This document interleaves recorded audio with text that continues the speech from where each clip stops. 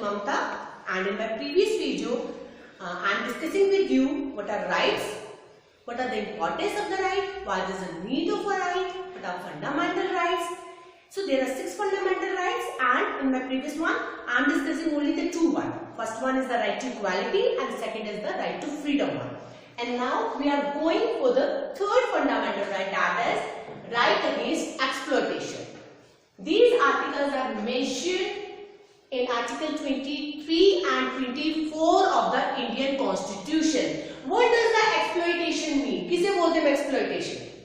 क्या होती है exploitation? किसी चीज को exploit करना, किसी चीज के साथ जो उसके राइट से उससे डिप्राइव कर देना, हटा देना, उसको वो राइट ही नहीं मिलना. राइट अगेंस्ट एक्सप्लॉइटेशन किसी को, आपको पता है कि इस गवर्नमेंट ने हमारी वेजेस 300 रुपीज अगर पर डे सेट की हुई है और हम अपने एम्प्लॉय को 200 रुपीज दे रहे, definitely this is the exploitation.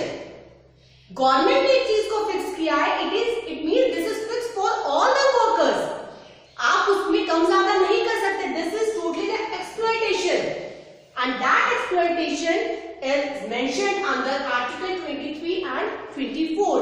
In these two one, in Article 23, that is provision of trafficking in the human beings and the children.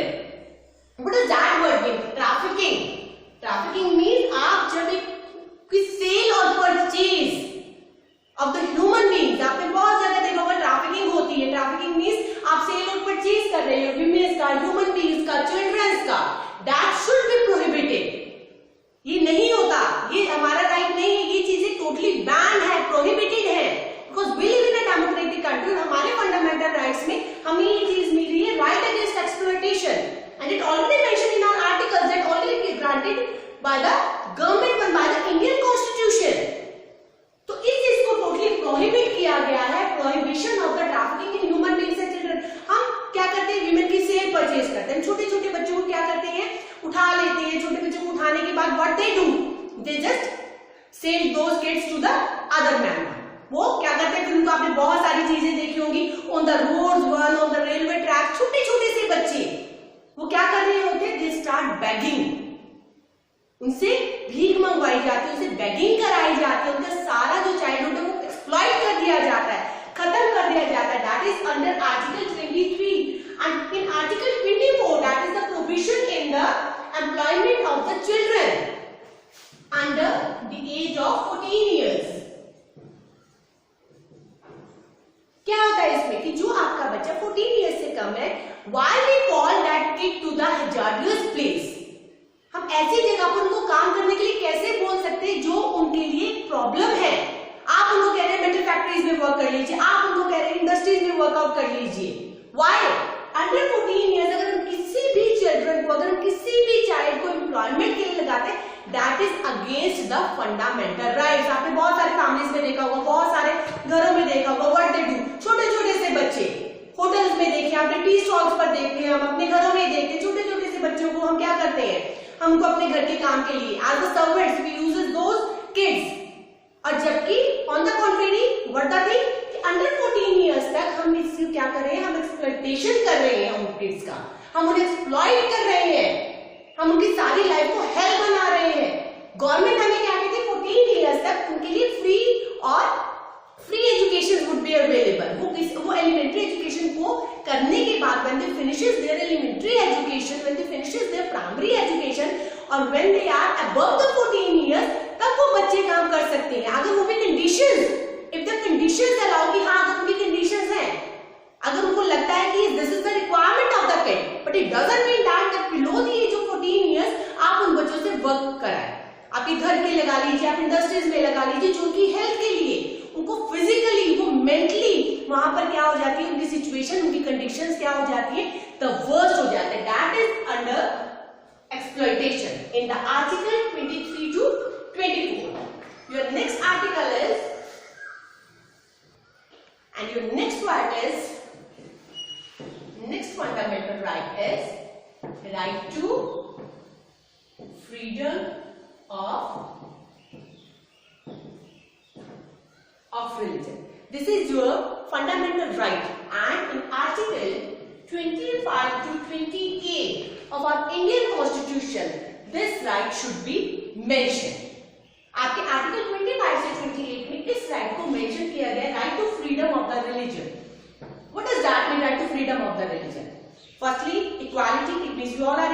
no discrimination on the basis of religion. That's why no discrimination on the basis of the religion. It means हम religion के basis पर we can't discriminate a person. हम उसे जज भी नहीं कर सकते, उसे डिस्क्रिमिनेट भी नहीं कर सकते. अगर आपके पास कोई जॉब है, definitely I am giving you the example.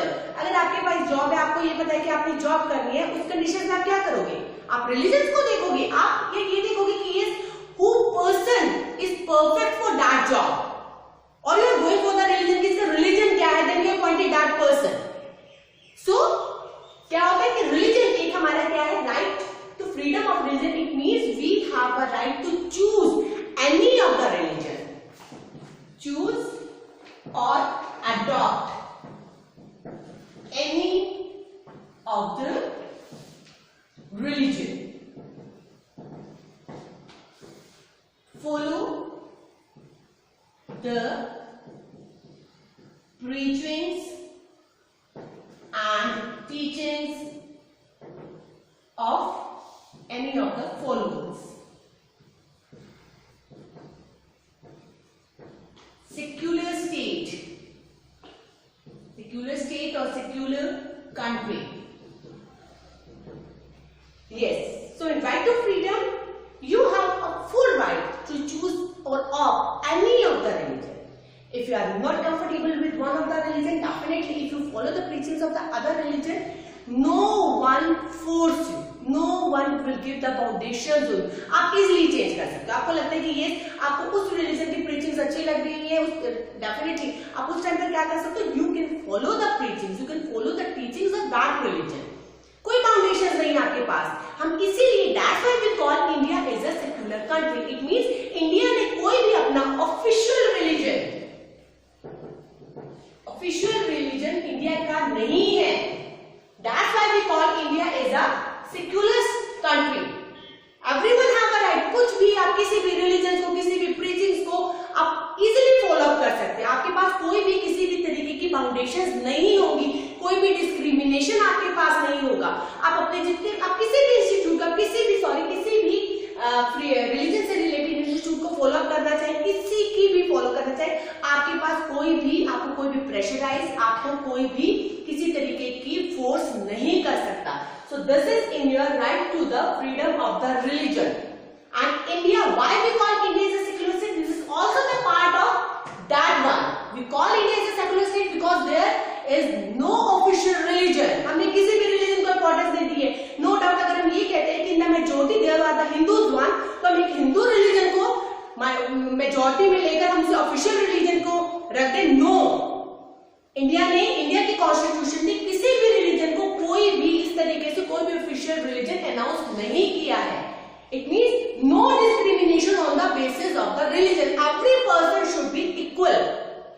आप किसी भी रिलीजन की हो, अगर आप अचीव करना चाहते हो किसी भी चीज को, आपको रिलीजन के बेसिस पर डिस्क्रिमिनेट नहीं किया जा सकता. So this is your right to freedom of the religion one. Next right is your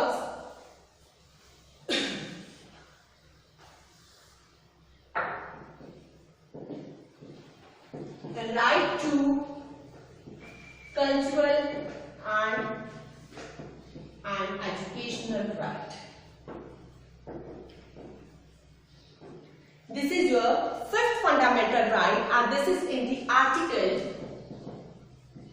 29 to 30. In this one, your cultural rights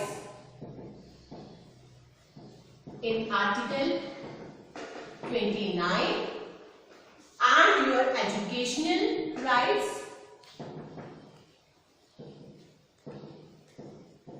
in article 30. It means this is the right to the cultural and educational right. This is mainly the rights for the minorities one. ये mainly हमारे minority sections के लिए. क्यों है minority section के लिए? क्योंकि सबसे ज्यादा जो इफेक्ट आता है वो किसके कल्चर पर आता है, किनकी एजुकेशन को इफेक्ट किया जाता है. Effect on the minorities one. जो मेजॉरिटीज में डेफिनेटली उनके लिए पूरी की पूरी गवर्नमेंट है, they are working for the majority one. हमेशा से वो यही सोचते हैं कि ठीक है आप मेजॉरिटी के लिए काम कर लीजिए, बट मैंने अपने प्रीवियस लेक्चर्स में भी आई ऑलरेडी टोल्ड यू कि हम मेजॉरिटी के साथ साथ हम माइनॉरिटीज को इग्नोर नहीं कर सकते। अगर हम माइनॉरिटीज को इग्नोर कर देंगे वो क्या हो जाएगा कि वो एक क्राइटेरिया क्या हो जाएगा, डेमोक्रेसी का फीचर जो क्या है हमने उसको क्या कर दिया, रॉन्ग प्रूव कर दिया। हमें मेजॉरिटी और माइनॉरिटी को क्या करके चलना है, बैलेंस कर चलना है, इक्वली उनको साफ करना है। दैट्स व्हाई कल्चरल राइट्स जो है, कल्चर को लेकर, आपकी लैंग्वेजेस को लेकर, आपके कल्चर के प्रिवेंशन के लिए, आपके कल्चर के प्रोटेक्शन के लिए माइनॉरिटीज की the constitution granted the right to the minorities one and that right is related to the cultural right। आपकी लैंग्वेज, आपका लिटरेचर, आपके स्क्रिप्ट, जो भी आप कल्चर को फॉलो करते हैं, it means that all mentioned in the article 29 वो आपका क्या होकर रहेगा, एक प्रोटेक्ट होकर रहेगा, एक प्रिजर्व होकर रहेगा। कोई भी आपके कल्चर को, कोई भी आपके लैंग्वेज को किसी भी तरीके से हार्म नहीं कर सकता। Educational right is again for the minorities one, minorities के लिए अपने कितने भी अपने इंस्टीट्यूट, कितने भी अपने एजुकेशनल इंस्टीट्यूट्स को क्या कर सकते हैं, एस्टैब्लिश कर सकते हैं। उसके लिए प्रॉपर उनको गवर्नमेंट वही ग्रांट प्रोवाइड करेगी जो वो मेजॉरिटीज को करती है। ये नहीं कि ठीक है this section is for the minorities one और ये सेक्शन माइनॉरिटीज का तो हमें इन्हें ग्रांट प्रोवाइड नहीं करनी। नो, वो क्या हो जाएगा फिर अगेन एक डेमोक्रेसी का क्या हो जाएगा, एक रॉन्ग मेथड हो जाएगा। If you live in a democratic country, if the constitution granted you the rights, definitely in that case आपकी माइनॉरिटीज और मेजॉरिटीज क्या होकर चलेंगी, work together, complement to each other. So educational rights में आपके क्या है, आर्टिकल 30 में इट मीन माइनॉरिटीज के पास जितने भी एजुकेशन इंस्टीट्यूट्स को वो ओपन करना चाहते हैं, एस्टैब्लिश करना चाहते हैं, definitely government will play the important role in that. Now coming to your last and the very important right, that is right to constitutional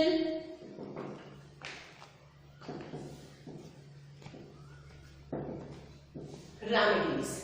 अब आपका right to constitutional remedies that is in the article 32। ये आपके article 32 में हमारा जो right है that is mention right to constitutional remedies. I think this is clear from its name, ये नाम से ही क्लियर है। Remedies constitutional, it means the rights granted by the Indian constitution. अगर कोई उनको वायलेट कर रहा है तो उसके लिए आपके पास जो राइट है that is the right to remedies. Remedies क्या होता है, एक तरीके से उपचार करना, कि ठीक है अगर कोई आपकी जितने कॉन्स्टिट्यूशंस ने आपको राइट ग्रांट किए हैं, इंडियन कॉन्स्टिट्यूशन ने आपको राइट ग्रांट किए हुए जितने भी, अगर कोई भी उन्हें, if any of the person in any of the government employ can violate those rights, in that case you can go with right to constitutional remedies that is article 32 and the B.R. Ambedkar इन्होंने क्या बोला था, what they call heart and the soul of the constitution. B.R. Ambedkar ने right to constitutional remedies को क्या बोला गया है, heart and soul of the constitution. It mean आपके जितने भी राइट्स हैं अगर उन्हें कोई वायलेट कर रहा है, कोई, you have directly go to the supreme court और द हाई कोर्ट। आप डायरेक्टली कहां पर अपील कर सकते हैं, आप डायरेक्टली कहां पर अपनी रिपोर्ट कर सकते हैं, directly to the supreme court और द हाई कोर्ट। आपको इसके लिए किसी की भी, जिसे कहते हैं, कोई भी आपको नीड नहीं होगी। That's why B.R. Ambedkar called this right as the heart and soul of the constitution। कि heart and soul में जितने भी आपके राइट्स हैं उन सबको प्रोटेक्ट करने के लिए, उन सबको बचाने के लिए we need that constitutional right। अगर if this right is not there और if this right is not in your fundamental rights, तो डेफिनेटली आपके राइट्स कितने भी एक्सप्लॉइट होते हैं, आपके बाकी के फंडामेंटल राइट्स अगर वो एक्सप्लॉइट है तो what you do in that condition. अगर आपके पास ये राइट ही ना हो, आप कहां जाएंगे, where you go for the appeal, कहां पर अपील करेंगे, कैसे करेंगे, किसको करेंगे। So this right is the most important right, that's why we call it the heart and soul of the constitution one। One more topic is there, that is your PIL, public interest litigation।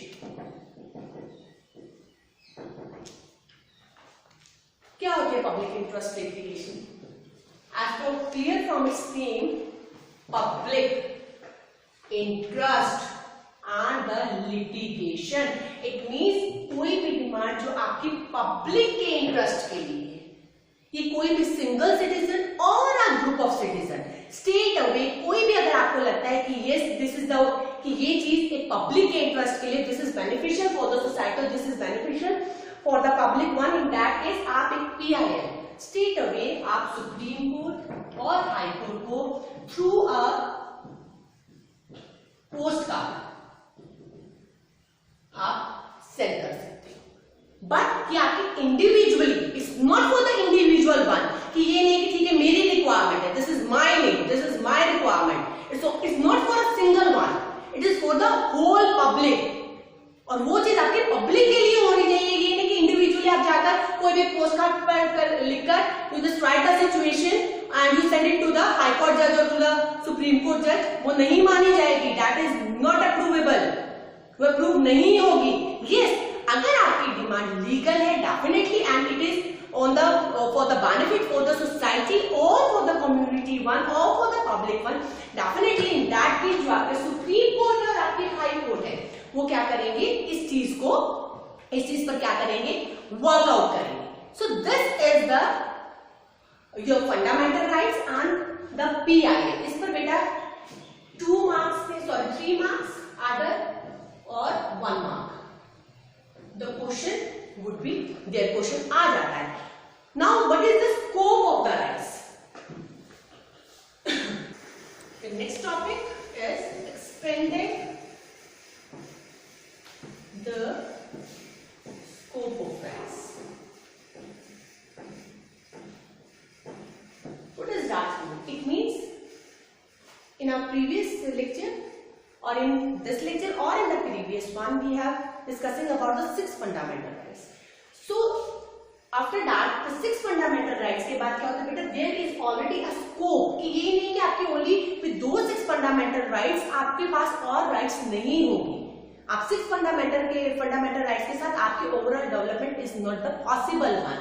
So expand the scope. It means यहाँ पे क्या कर दिया था government, Indian constitution ने what they do, they just expanded the scope, मतलब कुछ और rights को, some more rights, चाहे वो आपके moral rights है, चाहे वो आपके natural rights है, आपके human rights है, right to information है, right to vote है, right to property है, right to education है, right to work है, these all are in the Indian constitution, ये भी आपको ग्रांट किए गए हैं। हम ये नहीं कह सकते ओनली द 6 फंडामेंटल राइट्स के बाद हमारे पास we don't have any rights, we have so many rights जो आपके ह्यूमन राइट्स के अंदर आते हैं।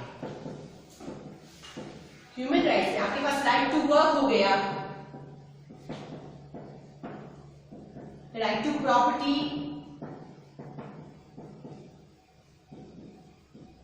राइट टू वोट, आपकी पॉलिटिकल राइट, आपके सोशल राइट, आपके moral rights, natural rights, right to information act, these all are the expanded rights. ये आपके और जो आपके फंडामेंटल राइट्स से अलग से जो आपको आपके इंडियन कॉन्स्टिट्यूशन प्रोवाइड करता है। आपको पता है आपके पास बहुत सारी ह्यूमन राइट्स, आप जितना मर्जी चाहे काम कर सकते हैं, आपको हर जगह अपॉर्चुनिटीज मिलेगी, प्रॉपर्टी जितनी मर्जी चाहे प्रॉपर्टी आप बना सकते हैं, जितनी मनी चाहे मनी को अर्न कर सकते हैं। Vote no doubt in a political one, आप क्या कर सकते हैं, politics one you can cast your vote, आप अपनी वोट को कास्ट कर सकते हैं, आपका राइट है। बट अगर हम ये कहें कि this is the fundamental right, no doubt this is not the fundamental right, but this right is also granted by the Indian constitution. Moral rights, आपको जीने का राइट, आपकी मोरल वैल्यूज जितनी भी, आपका नेचुरल राइट है, जो भी हमारा है, कितना हमने काम करना है, कैसे करना है, राइट टू इंफॉर्मेशन एक्ट, इसमें आप क्या करोगे, राइट टू इंफॉर्मेशन एक्ट, जो भी हैपनिंग्स है, जो भी काम हो रहा है, जो भी डूइंग्स है and the happenings that is in the government one, जो गवर्नमेंट में काम हो रहे हैं, आप easily you can take a record from the government one. आपके कोई भी काम आपको लगता है कि this is to the government process one, और आपको लग रहा है कि आपकी फाइल या किसी भी चीज में आपके वर्क में डिले हो रहा है, तो आप क्या कर सकते हैं, राइट टू इंफॉर्मेशन एक्ट जो आपका 2005 में बनाया गया था, इंप्लीमेंट किया गया था, उसके अकॉर्डिंग आप क्या कर सकते हैं, you just take the report from the government कि आप इस बात पर कितना काम कर रहे हैं, आप इन पॉलिसीज पर कितना वर्कआउट कर रहे हैं, एक ट्रांसपेरेंसी है आपके पास। गवर्नमेंट अपना रिकॉर्ड कब देती है, गवर्नमेंट ने इस एक्ट को क्यों बनाया, why they need the right to information है कि पीपल सिटीजंस के दिमाग में ये चीज ना आए कि गवर्नमेंट की तरफ से कोई भी चीज डिले हो रही है। उन्होंने बिल्कुल एक ट्रांसपेरेंसी रख दी आपके सामने, टोटली द ट्रांसपेरेंट वन कि आप आरटीआई लगाइए, आप आरटीआई को अपना फाइल कीजिए, डेफिनेटली आपको सारे गवर्नमेंट के जितनी भी रिकॉर्ड्स है, जितनी भी उनकी वर्किंग है, to get all the reports of the workings of the government one. And the last topic is for this chapter is rights in South Africa. South Africa countries ने बेटा कुछ अलग से डिफरेंटली जो राइट्स शायद हमारे पास नहीं है, हम उस राइट्स को शायद अभी तक इम्प्लीमेंट या एग्जीक्यूट नहीं कर पाएंगे जो राइट्स साउथ अफ्रीका ने ग्रांट किए हैं अपने सिटीजंस को। सम इंपॉर्टेंट राइट्स, फर्स्टली इसमें आपके पास आता है कि आपकी जो कम्युनिकेशन है, आपके घर को, आपकी हाउसिंग को कोई भी सर्च नहीं कर सकता। It means right to privacy. आपकी पर्सनल, आपकी जो प्राइवेट लाइफ है वो आपकी अपनी होगी। दैट सिटीजन की उसकी कोई भी आकर घर पर सर्च नहीं कर सकता, उनके फोन्स को टैप नहीं कर सकता विदाउट देयर परमिशन। ये नहीं कि ठीक है आप घर पर नहीं हो और कोई भी आकर आपके घर पे सर्चिंग शुरू कर देता है। So this is right to privacy one. Adequate housing, good environment. It means क्या और कौन से राइट है कि एडिक्वेट हाउसिंग, एक बेसिक नेसेसिटीज। आपको पता है food, cloth and house, these are the basic necessities of the human being. आपको पता है कि बिना फूड के, बिना हाउस के, बिना क्लोथ के no person can survive. That's why वहां की गवर्नमेंट ने क्या किया हुआ है, एक ये भी राइट कि एटलीस्ट एक एडिक्वेट हाउसिंग क्या है वहां के सिटीजंस को, they providing the adequate housing to the citizens of the South Africa one. Good environment, good clean and healthy environment provide करना। इट मींस कैसे होगा हेल्दी एनवायरमेंट पर, अगर पॉल्यूशन कम होगा, सबको एक जिसे कहते हैं प्रॉपर उनकी हेल्थ को ध्यान में रखकर उनको फैसिलिटीज प्रोवाइड की जाएंगी, तो एक गुड एनवायरमेंट को प्रोवाइड करना। And access to have a health care centers, health care services, sufficient food, sufficient air, वो उनको सबको प्रोवाइड करना। Sufficient food and healthcare services. These are the some rights that are granted by the South African government to its citizens. हमारे पास in India हमारे पास ये rights, definitely हमारे पास right to privacy का राइट है, एडिक्वेट हाउसिंग, बहुत सारी हमारी पॉपुलेशन है that are living below the poverty line. इस राइट को, ये राइट हमारे लिए एग्जिस्ट ही नहीं कर रहा है। Environment, we all know very well that our environment कितना पोल्यूट है, कितना पोल्यूट नहीं है। Sufficient food and health care services, बहुत सारे हमारी हेल्थ केयर सर्विसेज है, बहुत सारे अभी हमारे एरियाज ऐसे हैं India one, there are so many communities, there are so many tribal areas जहां पर ये सफिशिएंट फूड और health care facilities are not available.